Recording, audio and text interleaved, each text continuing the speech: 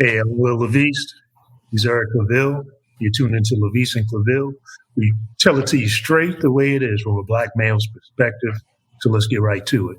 We've been doing a series on reparations. This is Reparations Part 2. And what has happened recently in the month of April is a situation out in Los Angeles County where the state and the county is looking at actually giving back land that was taken at Bruce Beach some time ago. And Eric, and you actually were looking at this and turned me on to it. Talk a little bit about what that is actually happening and the significance of this. Yeah, absolutely. Well, right now we're at a reckoning with racial injustice, where we have so many people in power and the greater community. When I mention the greater community, I mean the human greater community. Right, broader community. Absolutely. It's a coalition where people are really looking at this issue to remedy wrongs of the past. When we talk about reparations, we're not talking about giving people free stuff. We're talking about repairing the damage from the past. So there was a wrong that was implemented that now we have to repair. It doesn't matter how long ago it was, but you got to repair it. And, exactly. And of course, Will, we know a lot of people talk about, I didn't participate in slavery or Jim Crow or you didn't and so forth. It doesn't matter. It hurt your ancestors and your ancestors benefited from it. So you have to right the wrong, hands down. Doesn't matter how. And it undermined and it set up a legacy of wealth building, a legacy of advantage for some people, huge disadvantages for other people, which led to things such as wealth building that happened with certain groups of people and not others. And so even though, like you said, these are wrongs that happened some generations ago, they had generational impact. So here we are now in 2021, and you can see direct lines of poverty, of a lack of development, of disparities, health disparities, and economic disparities all over the place that are directly related to the injustices that happened in the past. So, look, you're exactly right, Will. And when we started talking about reparations early on, so we've been ahead of the curve in addressing this. And we mentioned Evanston, Illinois, what that small town is doing. Right now, fast forward, you mentioned California. So let's take a look at SoCal. What SoCal is doing, or has done, the state of California has started a statewide bill to study repairing the damages of the past, reparations of African Americans who were done wrong through society, as you stated, through systematic racism and the like. One thing that happened in Los Angeles is that the ancestors of a Black family was forced out of business nearly 100 years ago by officials of a wealthy coastal city of Los Angeles. And basically, they have been able to recoup their land back. Wow. The Los Angeles County Board of Supervisors, according to the article, voted unanimously to begin the process of transferring beachfront property to the descendants of Charles and Willa Bruce, whose once thriving resort in affluent Manhattan Beach was taken under what's called eminent domain in 1824. Wow. But we know eminent domain, as long as you get the legislators on board, you could take anything under the government control.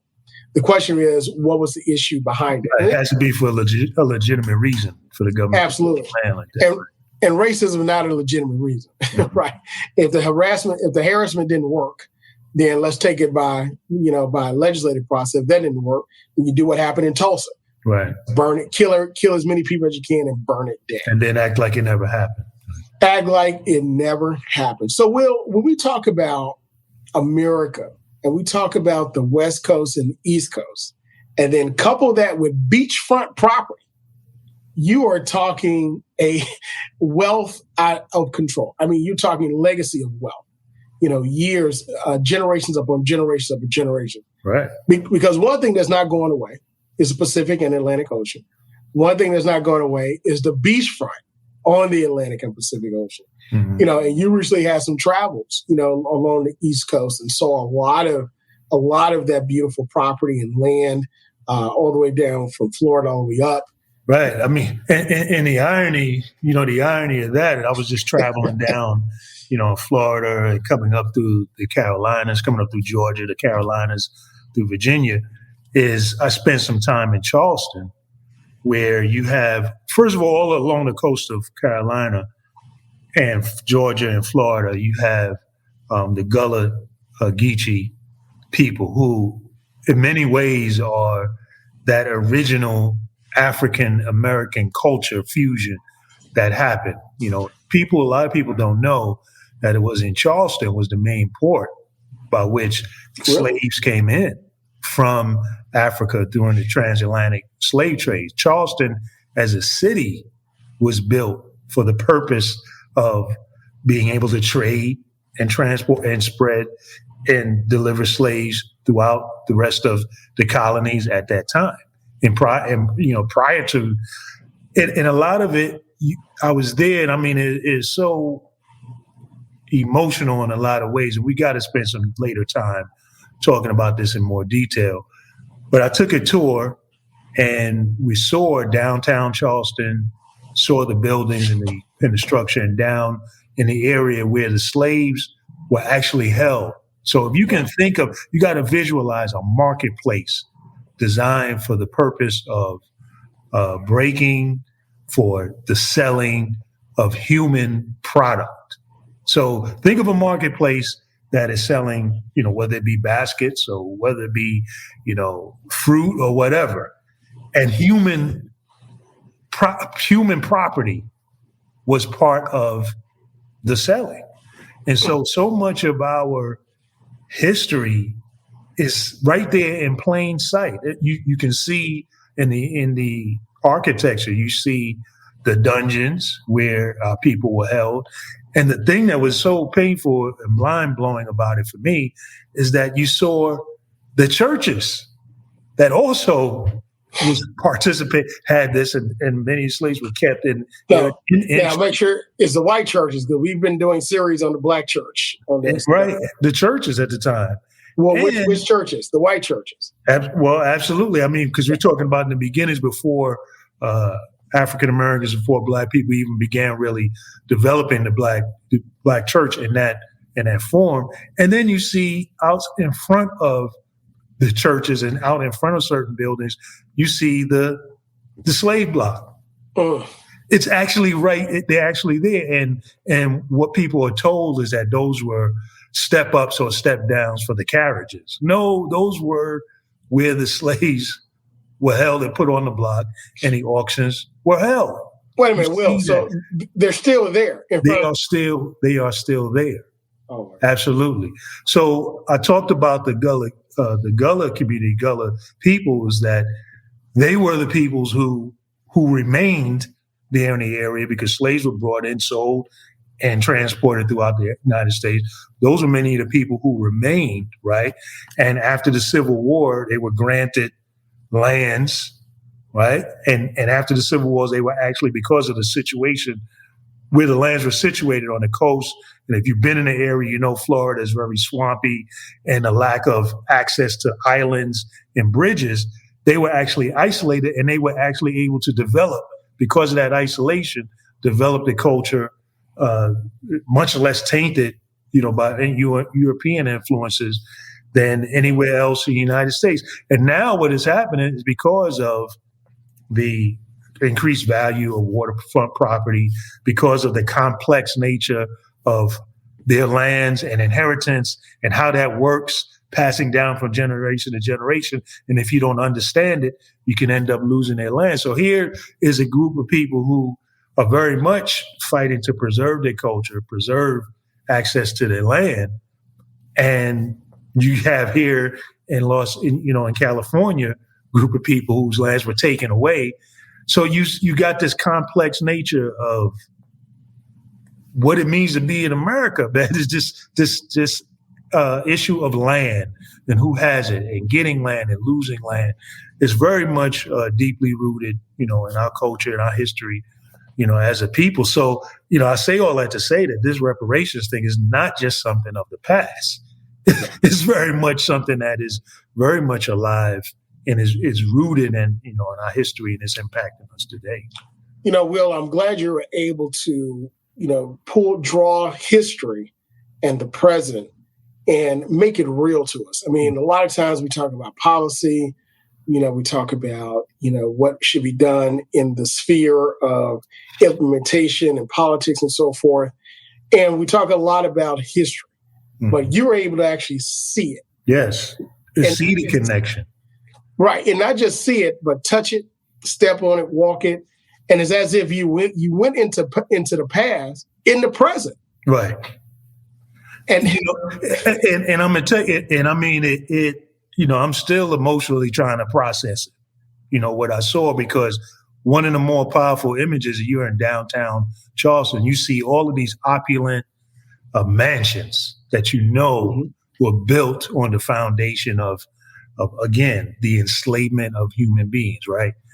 And then there are certain parts right downtown in the city where you go right across the street and you see the projects, you see public housing, and you see our people living in poverty. It's like, how do you go one street, you see a mansion, the next street, you see our people, living in poverty, and while gentrification is also going on all at the same time. So it's like you see the system that we live. When people are talking about systemic racism, you see how the system is structured in such a way that a certain group of people are never supposed to rise above a certain standing. Other people are supposed to be able to enjoy heaven on earth, and how it's just continuing to be structured in that way, and how difficult it is to break through those barriers. Absolutely. When you describe what you saw with the mansions and then squalor right down the street, is you think about the history of plantations. In the front, everything is genteel, well maintained, manicured, and you got free labor that's doing all of that built it, that's maintaining it, and so forth. But in the back, you have the slave quarters, you have the shotgun houses, the shacks, and so forth, where people live in that squalor. So it's as if, like you said, you stepped in the past, you stepped in the past in the present, and you're seeing the future, like you said, with gentrification, because it's beachfront property. It's property that is very, very not just expensive, but very important, to those areas. And we see that happening all over the United States. We saw it happen in Washington, D.C. We see it happening in California. Historical Black areas such as the Watts and other areas are now becoming, less African American. Northern California, you see it happen in San Francisco. Let me tell you, when I went to San Francisco over a decade ago, last time I was there, the treatment of African Americans was just terrible, absolutely terrible. And of course, the treatment of the homeless, and a lot of them were also African American or non-white, it was shameful how they treated those people. And I'm looking at that. And of course, I'm feeling like the young lady that filmed George Floyd's death after they roughed the guy up. I'm like, should I step in here? What should I do? I mean, I wanted to, but at the same time, I'm looking there. I'm saying to myself, this can't be happening, what I'm seeing. So I understand how people are perplexed when you see these situations. But when you talk about reparations, going back to land is the most valuable asset you can have. I mean, when you talk about property, it used to be us, people, right? Now the most valuable asset, and still is land. Because they're not making any more, as I used to hear growing up, they're not making any more dirt, young man. Buy yourself. Right. Well, like you said, land, okay, in the agrarian society, I mean, land is where you work the land to produce food, to sustain yourself, and to be able to sell for others. Now, what's happening in many of these places is that you have developers coming in that, again, legitimately want to use the land for building homes for people to live on, or building resorts and those kinds of things, because these are the things that are going to generate capital. So you're looking at, okay, how does, it's this tension going on between progress and preservation is what I see. Also, like what I witnessed in South Carolina. You know, you've got the developers want to come in. We all want to be able to go to the Hilton Heads and other places and live our best life. But then there's a price to be paid for that as a sacrifice, because there's a historic nature of these lands and also cultures that were built around these lands. You know, you can see that story played out with, for example, the Native Americans, where your culture is very much tied to the land. Yeah. And if you're being forced to have to adjust to this new kind of society that doesn't see the land in the same way that you see it from a cultural standpoint, how do you adjust?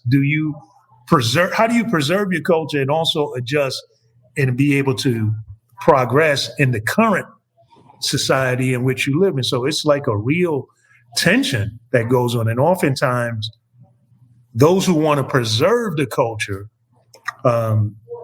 don't seem to be able to innovate in a way that, okay, we can both preserve and we can develop this land so that it can help sustain us. So, like, what do I mean by that? A lot of times you find people selling their land away, right? As opposed to maybe land leasing. So whatever is built on the land, you continue to generate revenue for the land, you know, or what you see happening with Native Americans now. A lot of Native American tribes are saying, well, I'm not going to sell this land. I'll allow you to build something on it that we can generate, you know, revenue from to help the tribe. And so that's part of this. It's like lands were taken. So you got lands were taken unlawfully. How do you repair that harm? And then how do you still move forward in progress in a way that recognizes the new paradigm, you know, new society that we live in, still enables us to be able to maintain, you know, the culture in a certain way. So that's what the Gullah people are facing. You know, how do you maintain some of those traditions that are tied to the land, but as a society, we no longer there. It's like we're not in the 1800s without lights and stuff anymore. So how do you make your culture adjust, you know, to the new situation? So it's a complex thing. So, well, you know, I want to continue on this part of our talk of reparations. We're talking about land, and this is part 2. When we talk about solutions, what is happening in California, the statewide bill to study reparations and how to repair the wrongs of the past, utilizing this beachfront property that was given back to the descendants of the family that the land was taken from, you know. And then you looked historically at the Gullah, you know, people who came, you know, part of the slave trade, transatlantic slave trade, which we are a part of, and how they built their society. And then how Native Americans were stripped of their land, and how we're looking at gentrification now, Washington, D.C. We're looking at it here. We're looking at California, looking at Chicago, everywhere, you know, Northern California, gentrification is taking place. So when we delve into and we understand that our land is being taken, and it seems like we're an afterthought. It's like, let's develop this property. What are you going to do to the people there? Let's just push them out to this area. Yeah, push them where? Yeah. Right, push them out to this area and pack them into an area so they can learn how to create anew and learn anew, like you said, which is hard to do because, you know, you're attached to that area. I remember listening to a piece on National Public Radio, NPR, where they did a story about gentrification, you know, in California, how they were how growing up in Crenshaw area, you know, Watts area, you know, those areas, it was magical, but it was also complex because it was dangerous, you know, in some areas and so forth. And we understand, you know, the Black intellect movement. We also understand the drug, you know, movement that actually destroyed a lot of families, a lot of communities. Right. But still, I mean, there's a connection to that. You know, it's like, hey, we can go outside of our house, go down the street, play basketball, play curveball, that type of thing. And nobody thinks that a bunch of young black boys hanging out playing is an issue. Nobody's going to call the police. Right. Somebody sitting on the stoop getting their hair done, combed, on a Saturday, getting ready for church on Sunday. These are things that we were attached to, Will. Yeah. Part of culture. Nostalgia is part of culture, part of what helped us develop to who we are. Yeah. Like you from New York, people sitting on the bench, maybe the brownstone. Sitting on the stoop, yeah. Mm-hmm. Absolutely. Just chopping it up, right? That's, going back and like Do the Right Thing, that scene, a great Spike Lee movie that should have won Motion Picture of the Year. But was snubbed. It was snubbed because people really didn't want to deal with this topic we're talking about now. But the person being interviewed said it was complex because now we're college educated. We went off to college. And in order to live, quote unquote, have a good neighborhood, you got to move out of the neighborhood that you grew up in, that your identity is attached to. Right. And now you move to an area that is impacted by predatory lending. Mm-hmm. Right. And now that area is declining, with the downturn of the economy. And then you go back and take a look at your community and it's being gentrified. Gentrified, right. You can't go back there, but then you in a neighborhood that you can't afford either. Right. So now your identity, as you stated, is taken away. So if we look at a Native American model, Native Americans suffer tremendously, just like African Americans in our country. Their land was taken, it was stolen when they didn't want to trade for it or give it up when the war. Forced to move, oftentimes forced to relocate into, worse land, least profitable type lands. Yeah. You got the Trail of Tears, which is basically, we romanticize it, but it was a death march. Yeah, which by the way, included slaves because Native Americans had slaves as well. Absolutely. Southern tribe, yeah. So you're marching these individuals to land that is undesirable and leaving them there and giving them subsidies, giving them food that's bad for their health, just like they gave us pork. Which West Africans were not pork eaters historically because most were Muslim. We did have Christians in there. We had Roman Catholics, but again, we didn't eat that type of food. So you're giving people bread made of a lot of flour, a lot of grease, diabetes increase. You give them fire water, right, which is a lot of alcohol, getting people drunk. So the United States became, in one instance, the corner store. Right, where all the processed foods. So people are now attached to this land, but they've lost that identity. Right. But moving forward to make reparations for that, they're allowing Native Americans to utilize their lands in order to create businesses on there, more specifically gaming. And that's the situation you all have there in Norfolk going on, right? No. Exactly. So we have, but think about it. Now, I'm glad you brought that up. But they're able to operate tax-free and finally a revenue stream that they can have their own and, again, build up themselves in these United States of America after everything was taken away from them. Right. So now you talk about Norfolk. Let's take a look at Norfolk. That casino that's being built, of course, is offered and being built by Native American tribe and being operated as well. I think one or several of them. But it's being built in an African American area that's being gentrified. So, on one hand, we see reparations working, for one group, but we see where still discrimination, gentrification is destroying the other group. Well, and the question is, Will, when you have one of the greatest, probably the largest movement of African Americans in the country, mass movement, which is here in the Norfolk, Virginia area, at this community called St. Paul's and the surrounding area. Their people are losing their identity. When they move, they're not going to be able to come back there and afford anything. Right. Just like people who lived in D.C. around Howard University, people that lived in South Harlem, which is called Northern Manhattan. Okay. Right.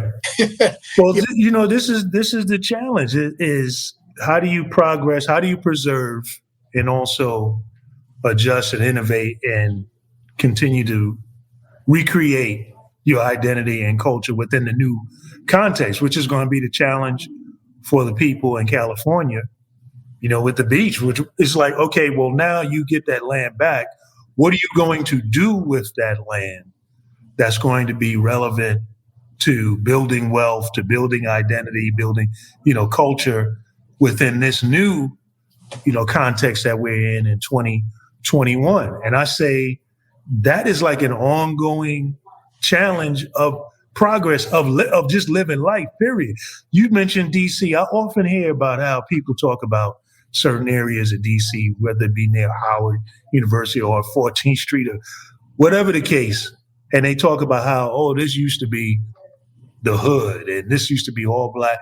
And my thing is often, okay, but when it was all black, okay, what efforts or what was the stumbling blocks to developing that community so that, like you said earlier, it's not something that we grow up in and say we got to leave?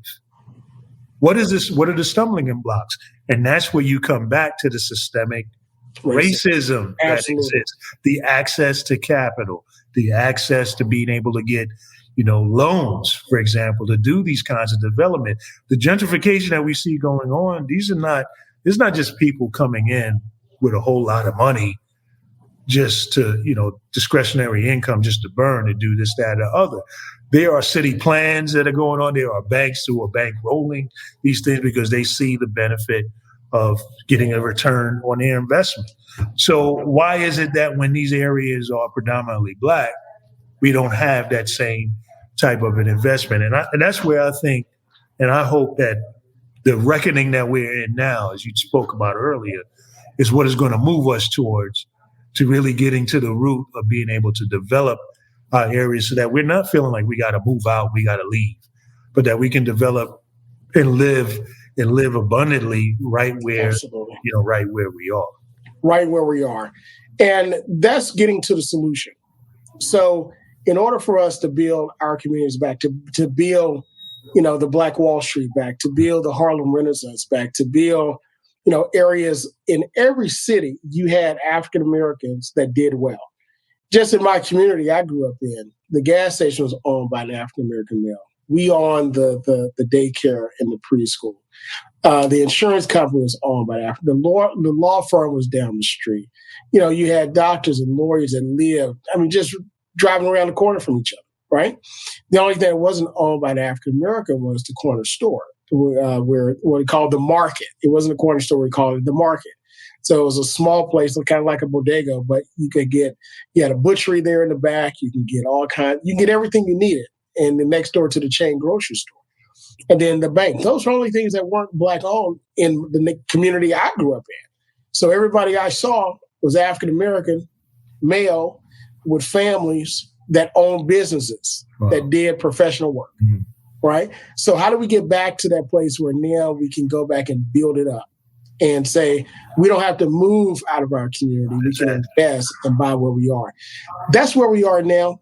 I believe that that's where we need to continue to focus. I think that's one part of solutions to reparations. That's the land that we currently have. There's this movement that they call buying the hood, right? Mm-hmm. Buy where you live, buy the neighborhood. That's right. That's right. Buy where you live. Even if it's $20,000, $30,000, $50,000, buy it, fix it up, improve the property value and the like, and make sure that that's a place that you can not just raise your children, start your business, you can live, and then pass that property on. It doesn't decrease, but increase. But in order to do that, we need to address the issues of systematic racism around land ownership, access to capital, redlining, and improving our community. Couldn't agree with you more. Take us on home. Well, again, thank you so much for listening to, LaVeist and ClaVille, as we talk about these important issues. This is our second segment of reparations. We're going to continue to talk about solutions. We know the problem is, now is solution time. If you like this, follow us on our social media, like, share, and also follow on our Facebook or YouTube, and also Acast. Listen to our podcast. And if you have any questions, email us at LaVeistandClaVille@gmail.com, and we'll get back to you. Until then, that's the way we see it. That's the way it is. Until next time.